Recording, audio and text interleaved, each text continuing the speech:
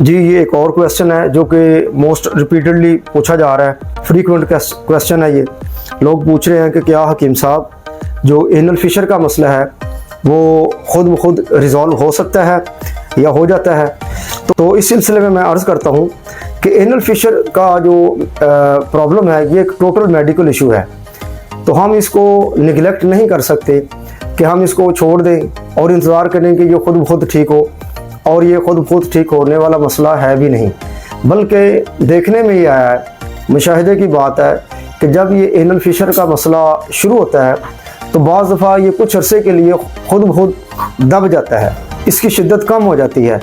और पेशेंट समझता है कि उसका फिशर का मसला रिज़ॉल्व हो चुका है, अब वो दोबारा नहीं आएगा। लेकिन जब वो कुछ अरसे बाद दोबारा मसला नज़र आता है तो मुशाहिदे की बात है, देखने वाली बात ये होती है कि वो उसकी मर्ज़ की शिद्दत बढ़ चुकी होती है,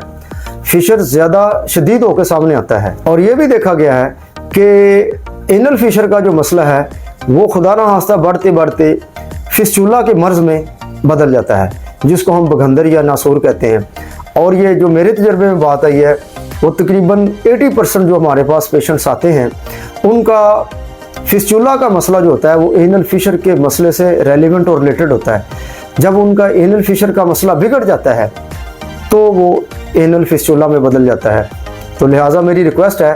कि फिशर का मसला जैसे ही आपको सामने आए, जैसे ही आपको ये नोटिस में आए कि ये मसला बन चुका है, आप इसको फ़ौरन प्रॉपरली डायग्नोज कराएं और इसका प्रॉपर ट्रीटमेंट होना चाहिए ताकि ये फिशर का मसला फ़ौरन